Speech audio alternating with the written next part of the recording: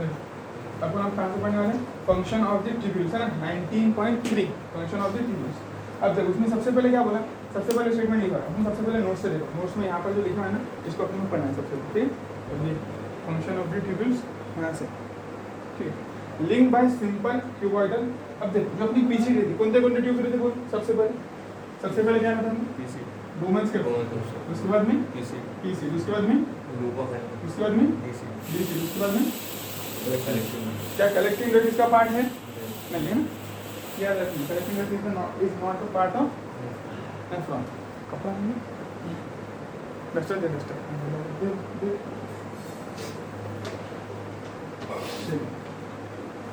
चलो तो सबसे पहली लाइन क्या बोलती है उसके अंदर कि PCT line by simple cuboidal brush border epithelium.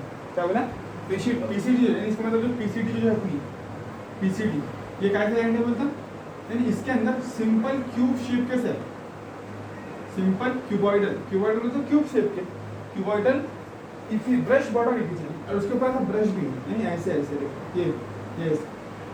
अब ये ऐसे रहेंगे तो इसका फंक्शन क्या है, एब्जॉर्प्शन। यहाँ सारी चीजें आएंगी, देखो वुमेन्स कैप्सूल में क्या हुआ, पूरा ब्लड फिल्टर होकर यहाँ पर आ गया, इसका मतलब सारी चीजें यहाँ पर मौजूद है। अब पीसीटी उसको एब्जॉर्ब कर करके वापस ब्लड में डाले, यानी रीअब्जॉर्प्शन में कौन मदद कर रहा है तुम्हारा, पीसीटी। सबसे ज्यादा रीअब्जॉर्प्शन यहीं पर होगा, क्यों, क्योंकि यहाँ पर ब्रश बॉर्डर क्यूबॉइडल एपिथेलियम मौजूद है, यानी क्यूब शेप के साथ, क्यूब मालूम ना, क्यूबॉइडल ब्रश बॉर्डर लिखते हैं, हाँ simple cuboidal brush border epithelium, ये क्यूब शेप के साथ यहाँ मौजूद है।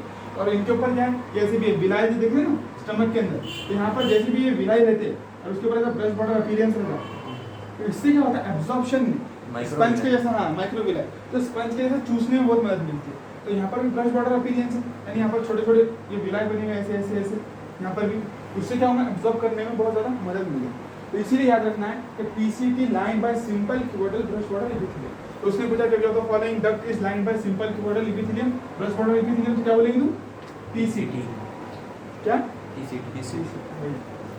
अब देखो पीसीटी का अभी पीसीटी के रीजन का पढ़ते, यानी एक एक रीजन का पढ़ते जाएंगे। सबसे पहले अपन कौन सा रीजन पढ़ रहे हैं, पीसीटी। देखो यहाँ पर तो तुम्हारा जो वुमेन्स कैप्सूल था उसमें क्या हुआ, उसमें कोई भी रीअब्जॉर्प्शन नहीं हुआ, उसमें जस्ट अल्ट्रा फिल्ट्रेशन होता है। रीअब्जॉर्प्शन कहाँ होता है, पीसीटी के अंदर, ग्लूकोफेनिन में और डीसीटी। कहाँ पर, पीसीटी, ग्लूकोफेनिन, डीसीटी। यहाँ पर कोई भी रीअब्जॉर्प्शन होगा तुम्हारा नहीं, वुमेन्स कैप्सूल में कोई भी रीअब्जॉर्प्शन नहीं हुआ। तो सबसे पहला रीअब्जॉर्प्शन चालू हुआ तुम्हारा पीसीटी के अंदर, पीसीटी, ठीक है।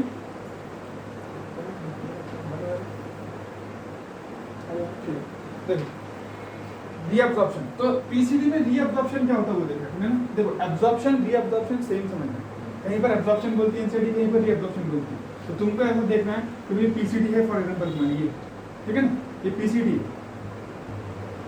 ये पीसीटी।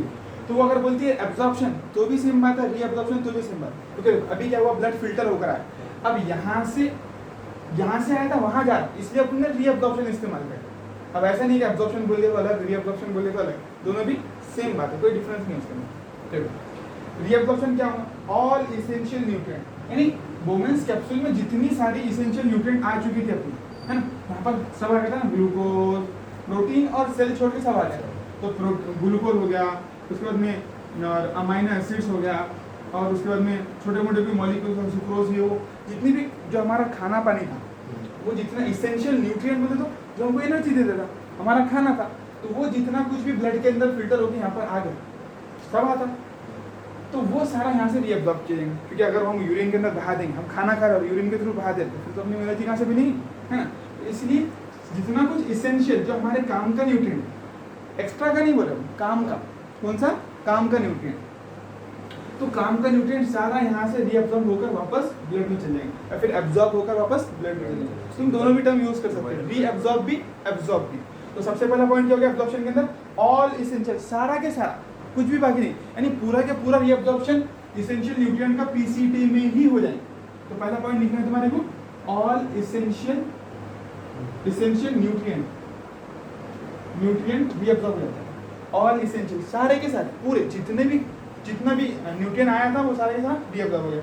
उसके बाद 70 to 80% पानी, 70 to 80% वाटर, H2।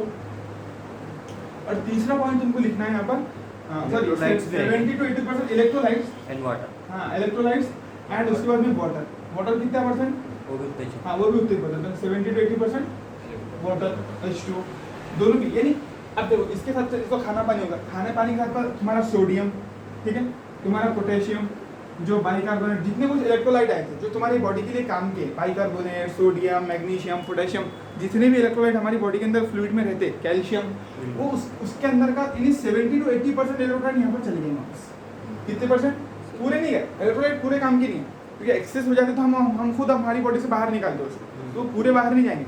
लेकिन 70 to 80% इलेक्ट्रोलाइट सिर्फ पीसीटी ही रीअब्सॉर्ब करके ब्लड में वापस डाल देंगे। और वाटर वाटर, हाँ, और वाटर भी उतने, ठीक है। सोचो अगर 180 लीटर दिन भर का वो बनता है, अगर वो 180 लीटर में से कुछ भी वाटर रीअब्सॉर्ब ना हो, हाँ 70 to 80% वाटर रीअब्सॉर्ब ना हो, तो फिर क्या करना पड़ेगा उनको? भाड़े से ले लेना पड़ेगा वॉशरूम, है ना, उससे निकलने का काम ही नहीं। तो इसलिए बोले हमने कि पीसीटी में 70 to 80% पानी रीअब्सॉर्ब कर लिया गया। एक्चुअल में तो 99.9% रीअब्सॉर्ब होता, लेकिन पीसीटी में उसमें 70 to 80% हो गया। अब आगे और होने वाला है, लेकिन अपन क्या देख रहे हैं अभी, पीसीटी में क्या क्या रीअब्सॉर्ब हुआ, तो ऑल एसेंशियल न्यूट्रिएंट, यानी न्यूट्रिएंट का आगे कोई टेंशन नहीं थी। अब आगे सिर्फ दो ही चीजें बची थी, ब्लड के अंदर से क्या क्या आया था, सारे न्यूट्रिएंट आ गए थे, प्लाज्मा के अंदर जितना कुछ था सब आया था, प्रोटीन छोड़कर, और ब्लड सेल उसमें रह गए थे ना। प्लाज्मा में रहता क्या, पानी रहता है, पानी रहता है, एसेंशियल न्यूट्रिएंट्स, खाना, ये सारी चीजें हार्मोन्स, रहती गैसेस सब है। तो उसमें से जो एसेंशियल न्यूट्रिएंट वाला पार्ट था वो तो पूरा के पूरा चल गया, तो वो अभी कभी आने वाला नहीं। PCT हाँ पीसीटी के अंदर पूरा ही खत्म हो गया उसका रीअब, हाँ 100% रीअब्सॉर्प्शन नहीं हो गया उसका। अब बचे तुम्हारे पास दो ही चीजें, उसमें से वाटर और इलेक्ट्रोलाइट, है ना, दो चीजें बची। तो वाटर और इलेक्ट्रोलाइट भी 70 to 80% यहाँ पर ही हो गया। तो अगर क्वेश्चन आया कि मैक्सिमम रीअब्सॉर्प्शन या फिर मैक्सिमम एब्जॉर्प्शन कौन से पार्ट में होता है, तुम क्या बोलेंगे? पीसीटी। ठीक है, अब इसका मतलब दो ही चीजें बची है, 20 या फिर 20 to 30% इलेक्ट्रोलाइट प्लांट बचे और 20 to 30% वाटर, है ना। तो वाटर थोड़ा बहुत अपनी रिलीज भी करना है ना, 1-2% वाटर रिलीज भी करना है ना, तो फिर यूरिन में बचेगा ही क्या, है ना। तो इसलिए 1-2% वाटर हमको रिलीज करना है। बिना उसके मतलब यूरिन का वो नहीं होगा कंपोजिशन, फॉर्मेशन ही कैसा बने ही कैसा ना, यूरिन बने ही कैसा बगैर पानी, है, तो वो तो हमको करना है। और थोड़े बहुत इलेक्ट्रोलाइट भी हमको यूरिन में डालना ही, क्योंकि वो एक्सेस हो जाता है हमारी बॉडी से, तो उसको निकालना ही पड़ता है हमारे। ठीक है, चलो समझ गए तुम। तो तुम क्या याद रखेंगे, 3 पॉइंट, है ना, 70 to 80% water in electrolytes and all essential nutrients are absorb from PCT. Simple, absorb by PCT. हाँ एब्सॉर्ब बाय पीसीटी। ठीक है, अब उसके बाद देखो, अब फिर क्या एब्सॉर्ब होगा, फ्रॉम पीसीटी बोल देंगे हम, क्योंकि एब्सॉर्ब तो वो कर रहे हैं ना, मतलब ब्लड में एब्सॉर्ब कर रहा तो उसमें कंफ्यूज मत हो, तुम बोल सकते कुछ भी बोल सकते, वो ऐसा नहीं पूछेंगे कौन रीअब्सॉर्ब करता। सिंपल बात है, तुमको डायरेक्शन याद रखनी पड़ा, पीसीटी से ब्लड में जाना पड़ेगा तो एब्जॉर्प्शन होगा। सिंपल, बस तुम डायरेक्शन याद करो। अब किसने एब्जॉर्ब करा, ब्लड नहीं वापस कर लिया, या पीसी, इसका टेंशन मत, ये कभी कुछ क्वेश्चन नहीं है तुमको। इसमें से क्वेश्चन क्या पूछ सकता, मैंने जो दो बोला वो, एक तो कि भाई all essential nutrients are reabsorb from PCT, how much percent water and electrolytes are reabsorb from PCT, तो 70 to 80% बोलना पड़ेगा। और which of the following tube reabsorb maximum amount, यानी या फिर बोल सकता है कि maximum reabsorption takes place in which part of the nephron, तो बोलना पड़ेगा। तो ये क्वेश्चन आने वाले। अब तुम जो सोच रहे कभी कौन सी डायरेक्शन कौन कर रहा है, वो कुछ नहीं आता, बस तुमको डायरेक्शन याद रखो, यहाँ से ऊपर जा रहा है, बस सिंपल। समझ में आ रहा है मुझे? चलो रुको एक मिनट थोड़ा सा। तो देखो अपनी 3 प्रोसेस देखे ना अपने यूरिन फॉर्मेशन में, सबसे पहली अल्ट्रा फिल्ट्रेशन, रीअब्जॉर्प्शन और ट्यूबुलर सिक्रेशन। तो पीसीटी में 2 होती है उसमें से। अल्ट्रा फिल्ट्रेशन तो सिर्फ एक ही जगह बोमस कैप्सूल, पीसीटी के अंदर 2 होती है। पहली कौन थी, रीअब्जॉर्प्शन, है ना, जो आपने देख लिया अभी। दूसरी बाकी है अपनी कौन थी, हाँ ट्यूबुलर सिक्रेशन, ट्यूबुलर सिक्रेशन। अब हम देखते हैं अपने पीसीटी में ट्यूबुलर सिक्रेशन क्या होता है, क्या देखते हैं अपन, ट्यूबुलर सिक्रेशन। ठीक है, पीसीडी क्या करती है, ट्यूबुलर सिक्रेशन पे तो काय के लिए कर रहे हो, सिंपल बात, मुंह वाले क्यों करते हो। देखो अपन ने क्या करे, पहले पूरी चीजें ब्लड के बाहर निकाली, फिर जितनी काम की थी सब अंदर ले रहे, लेकिन हमको मालूम पड़ा कि नहीं अब और कुछ खराब मिल गया थोड़ा बहुत, तो वापस से अपन डालते हैं ना। हाँ। तो इसका मतलब रीजन क्या रहता है ट्यूबुलर सिक्रेशन का, maintain pH and ionic balance. तो रीजन लिखो, ट्यूबुलर सिक्रेशन का रीजन क्या है, ट्यूबुलर सिक्रेशन का जो रीजन है वो क्या है, ये समझ में आया ना, ट्यूबुलर सिक्रेशन रीजन maintain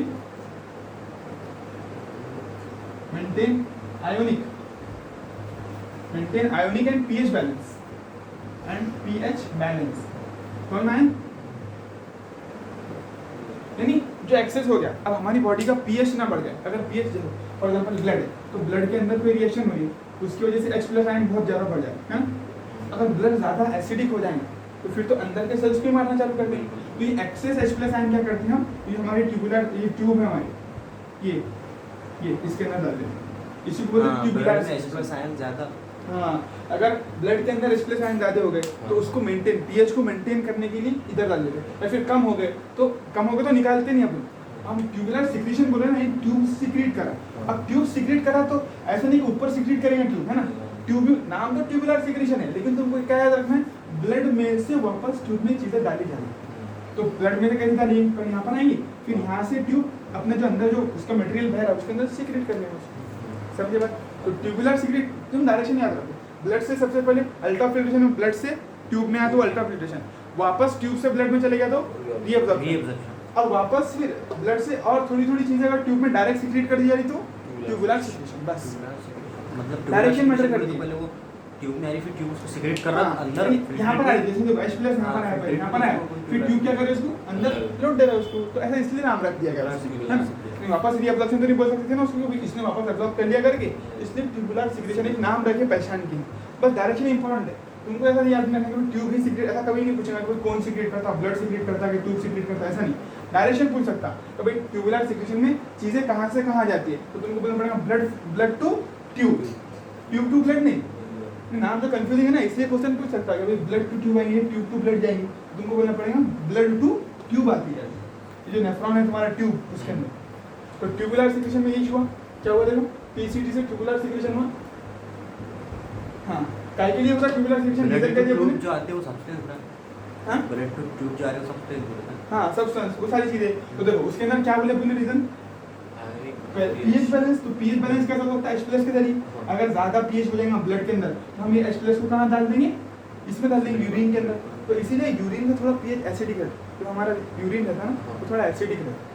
क्यों एसिडिक रहता है, क्योंकि हमने जितना भी ब्लड में जो पीएच जो एसिडिक हो रहा था उसको मेंटेन करने के लिए सारा गलाटा यूरिन में डाल दिया, इसलिए यूरिन एसिडिक हो जाता है। यूरिन में करेंगे कुछ डेड सेल्स पे भी कम रहता नहीं यूरिन। हाँ, वो इतना अपने को डीप नहीं आना है, बस अपन एसिडिक समझने के लिए मैं बता रहा हूँ तुमको कि भाई किस तरीके से ये रीजन ट्यूबुलर सिक्रेशन का रीजन क्या है, इसका मकसद क्या है। तो इसका मकसद है कि ब्लड का पीएच और आयोनिक बैलेंस, जैसे सोडियम आयन बहुत हो गया ब्लड के अंदर, बहुत हो गया, जरूरत ही नहीं थी, सिर्फ इतना नमक खा लिया तो क्या करेंगे, नमक डाल देंगे। पोटेशियम आयन बहुत हो गया फॉर एग्जाम्पल, तो वापस डाल देंगे, है ना? तो उसने दिया भी अपने को, भाई अपन ऐसा रैंडमली कुछ भी डाल देंगे नहीं सोच सकते, ये तो हो सकता है ऐसा बता रहा मैं, लेकिन उसने दिया कि क्या क्या चीजें डाली जाती है अपनी वो याद रखना है ना? तो ट्यूबुलर सिक्रेशन में पीसीटी में क्या डाला जाता है ब्लड में से, मालूम? देखो सिलेक्टिव सिक्रेशन ऑफ,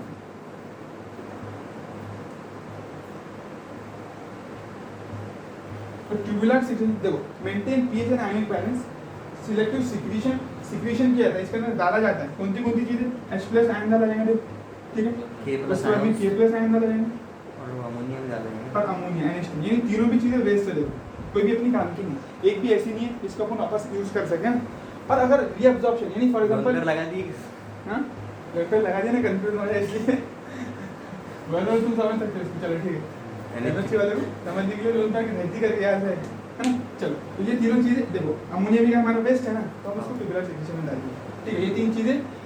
तो ट्यूबुलर सिक्रेशन सिर्फ ये होगा। अब ये जो हो रहा ये बाइकार्बोनेट का रीअब्जॉर्प्शन, ये ट्यूबुलर सिक्रेशन का पार्ट नहीं है, लेकिन ये पीएच और आयोनिक बैलेंस करने के लिए, देखो हमने पीएच बैलेंस करने के लिए ट्यूबुलर सिक्रेशन करे और ये रीअब्जॉर्प्शन करे। तो देखो ट्यूबुलर सिक्रेशन का जनरल रीजन क्या होने वाला ये, लेकिन कुछ जो अपना वो रहता क्या रीअब्जॉर्प्शन, वो भी क्या करता है आयोनिक बैलेंस में मदद करता है। तो उसमें सिर्फ ये बाइकार्बोनेट वापस रीअब्जॉर्ब किया जाता है, ये सारी चीजें तुम अंदर डाल दे, इसको ऊपर ले लो ताकि आयन का बैलेंस बन जाए। बस आयोनिक बैलेंस और पीएच बैलेंस के लिए SO3 ऊपर रीअब्जॉर्ब होता है ना, SO3 ऊपर रीअब्जॉर्ब करता है। तो तुम अगर रीअब्जॉर्ब होता है, तुमने लिख दिया कॉलेज, देखो पहले तुमने 3 पॉइंट पढ़े है ना, तो तुमको समझ में आया कि ट्यूबुलर सिक्रेशन क्या है। तो वो क्या पूछेगा तुमको, वो यही पूछेगा कि ट्यूबुलर सिक्रेशन में कौन सी चीजें रीअब्जॉर्ब होती है, वो ये नहीं पूछेंगे। वो तुमको पहले 3 मैंने बताया, वो स्टेटमेंट पूछ सकता कि भाई ऑल एसेंशियल न्यूट्रिएंट कहाँ से रीअब्जॉर्ब होते हैं, है ना, वो पूछ सकता है। फिर कितने परसेंट वाटर और इलेक्ट्रोलाइट्स पीसीटी से रीअब्जॉर्ब होते हैं। फिर तीसरा क्वेश्चन वो पूछ सकता कि पीसीटी के अंदर पीएच और आयोनिक बैलेंस के लिए क्या किया जाता है।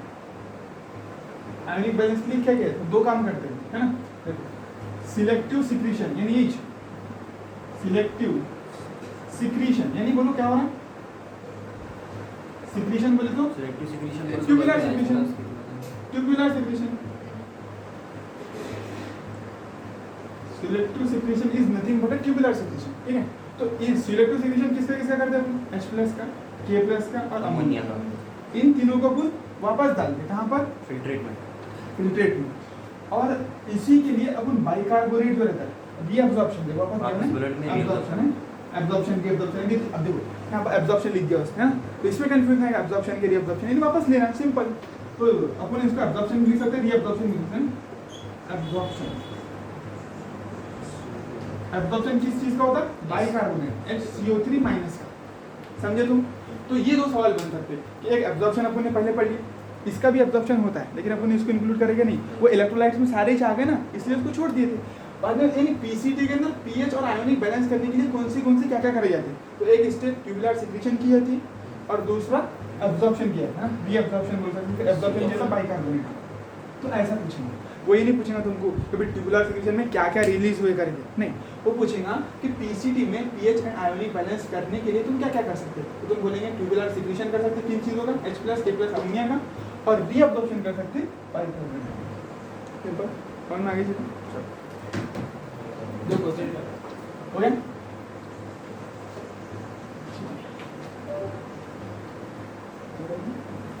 बिल्कुल जानकारी है कोई?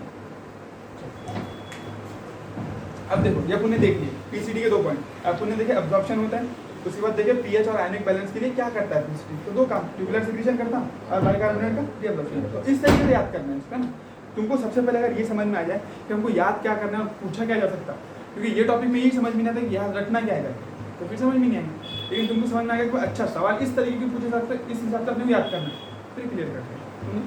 चलो अब देखो, अब लूप ऑफ हेनले अपना पीसीडी का पूरा हो गया, अपने रीअब्जॉर्प्शन देख लिया पीसीडी में, और आयोनिक और पीएच बैलेंस करने के लिए क्या करते वो भी देख लिया। अब लूप ऑफ हेनले पर यहाँ पर loop of Henle, loop of Henle के दो पार्ट पढ़े अपन, है ना? एक बार एक ऐसे डिसेंडिंग पार्ट पढ़े, डिसेंडिंग, दूसरा असेंडिंग पार्ट, है थोड़ा थिन रहता है असेंडिंग पार्ट, ऐसे रहता है लूप ऑफ हेनले, थोड़ा सा थिन सेगमेंट है, ठीक है ना? तो एक डिसेंडिंग पार्ट है, एक असेंडिंग पार्ट। अब इसको देखो क्या बोलते हैं लूप ऑफ हेनले में।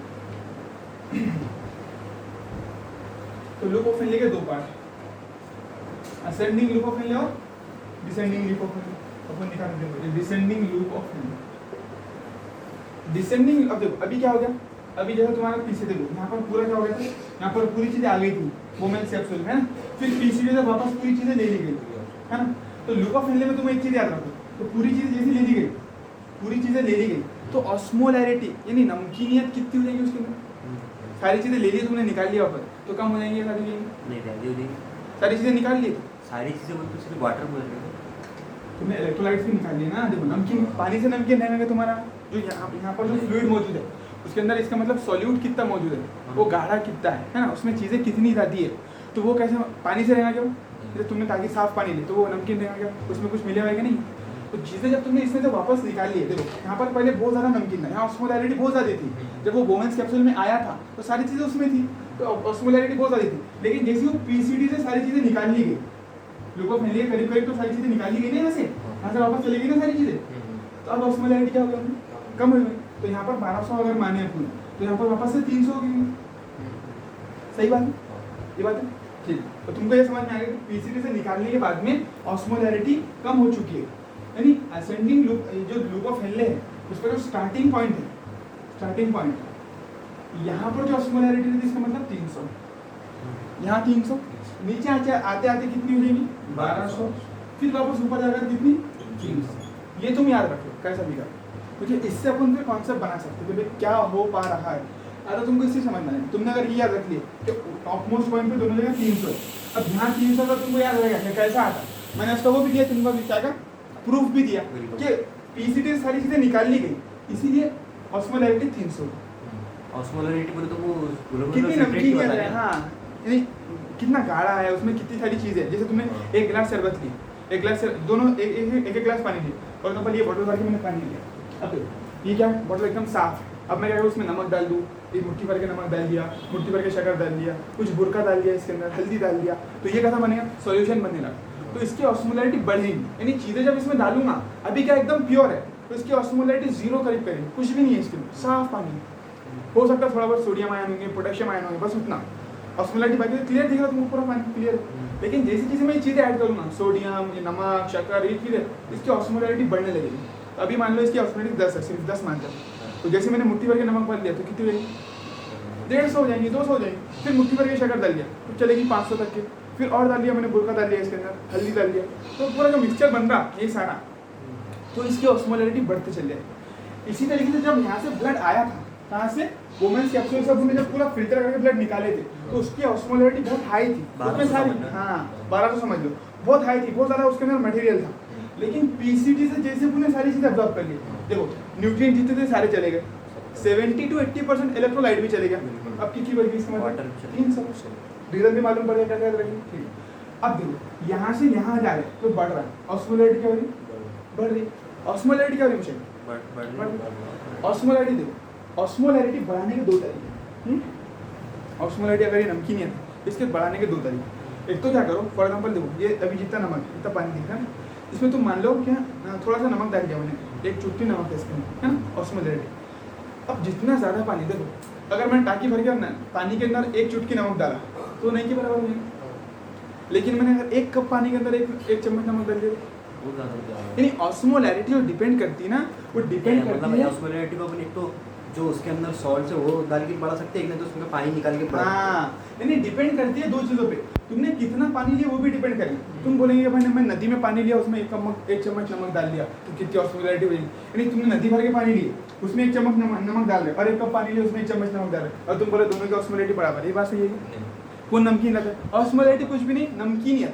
तो जैसा जैसा तुम फॉर एग्जाम्पल तुमने कप में पानी लिए थे, उसमें 1 चम्मच नमक मिला दी तो खूब नमकीन हो जाएगी। लेकिन वैसे जैसे कप को उठा के तुमने बॉटल में डाल दिया था, अब नमकीनियत कम हो गई, नमक उतना ही है उसके अंदर, लेकिन नमकीनियत क्या हो गई, कम हो गई। अब ये बॉटल को उठा के टाकी में डाल देंगे बड़े तो निकली चीज बस, मालूम ही नहीं पड़ेगा कितना लेंगे, है ना। तो ऑस्मोलैरिटी 2 चीज़ों पर डिपेंड करती है, एक तो तुम कितना नमक ऐड कर रहे हो उस चीज़ पर, एक तो तुम पानी कितना ले रहे हो उस चीज़ पर। देखो सेम नमक मैंने इसमें ऐड करा बॉटल में, और सेम नमक कप में ऐड करा 1 चम्मच, क्या होगा बोलो, कौन नमकीन ज़्यादा होगा, कप नमकीन, समझ में।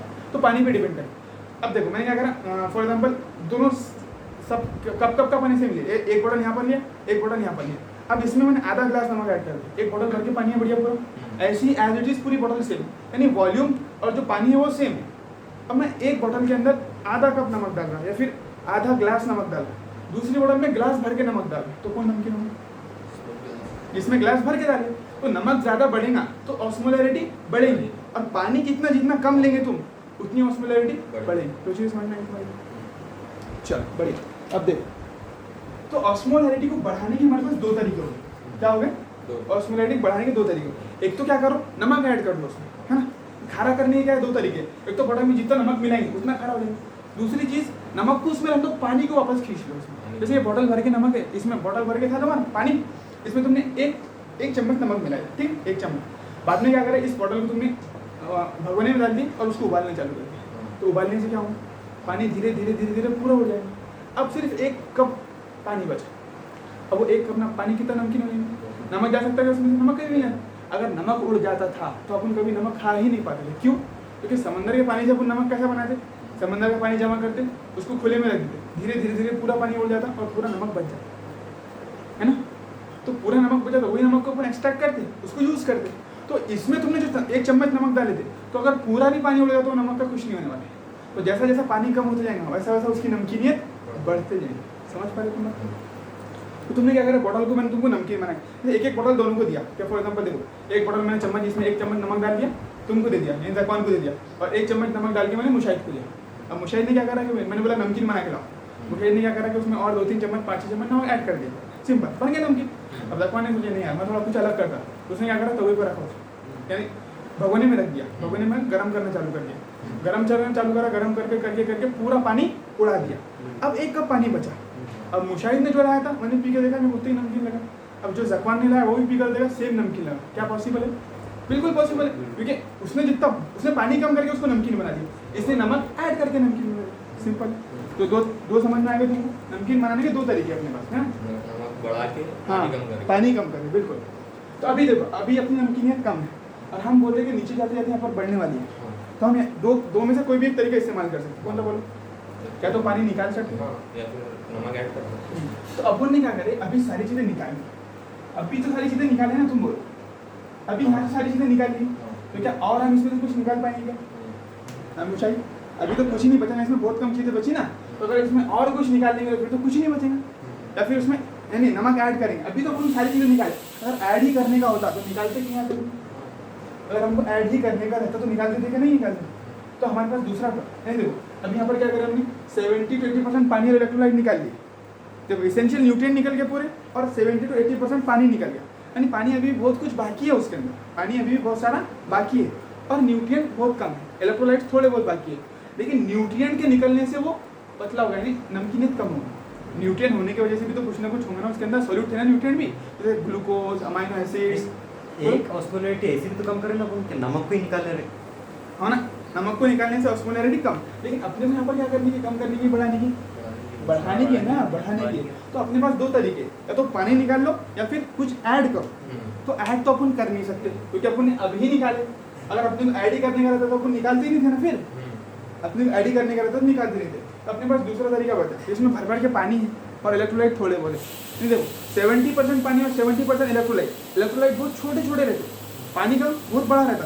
तो अगर जैसे बॉटल भर के पानी है तो इसमें से इसका जो अगर इसको तुम इसको 70% मान रहे तो इलेक्ट्रोलाइट 70% उसके इसमें है, यानी पानी के बनिस्बत 70% नहीं हो रहा, यानी जितना पानी उतने इलेक्ट्रोलाइट नहीं हो रहे। इलेक्ट्रोलाइट ब्लड में जितने हैं उसका 70% तुमने निकाल ली, 20 से 30 बाकी रहेगी। समझ पाए?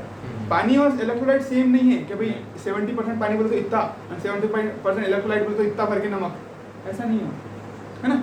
ब्लड में जितने इलेक्ट्रोलाइट थे उसका 70%, जितना हमारे इसमें आया था उसका 70% चले गए इलेक्ट्रोलाइट, 20 से 30% बाकी रहे। 1100 से 1200 पर मिनट के हिसाब से इसमें 70 आया था ब्लड है ना, ब्लड फिल्टर हुआ था, तो उसमें यानी इसमें जो यहाँ पर जो ल्यूकोफिली में जो आया था ना अपना जो कंटेंट आया था अपना ल्यूकोफिली में जो फ्लूइड आया था, तो उसमें पानी था बहुत सारा है ना, और उसमें कुछ इलेक्ट्रोलाइट थे, तो पानी ज़्यादा ही रहता।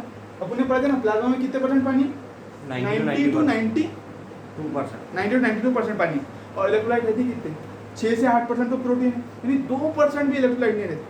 अगर पानी के बनिस्बत देखा जाए तो 2% भी इलेक्ट्रोलाइट नहीं रहते। अब उस 2% में तुमने 70% निकाल दिए, अब बचे कितना फिर वो, यानी कितना कम इलेक्ट्रोलाइट है।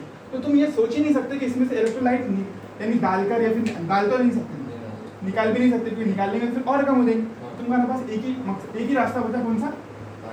पानी को निकालने। समझ पाए तुम? यानी मैं तुमको पूरा कॉन्सेप्चुअल लाया। 80% जो वाटर रहता वो 1200 ml के 1200 ml ब्लड में रहता ना।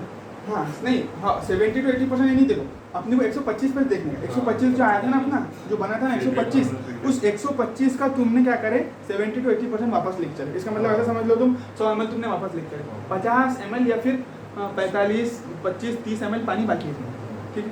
अब उस 25-30 ml पानी के अंदर एक कतरा भर के भी इलेक्ट्रोलाइट नहीं रहता, एक चुटकी भर के भी नमक नहीं है उसके अंदर, इतना कम नमक बाकी रहेगा। तो तुम दो काम कर सकते हो, एक तो इसमें वापस नमक ऐड कर सकते हो, ये तुम नहीं करेंगे है ना, क्योंकि पानी बहुत पूरा है ना। तुम क्या करते, सिंपल बोलो तो ये कॉन्सेप्चुअली मैं तुमको ये बताने की कोशिश करा कि तुमको यहाँ पर एक ही रास्ता बचा और वो पानी को रिमूव कर।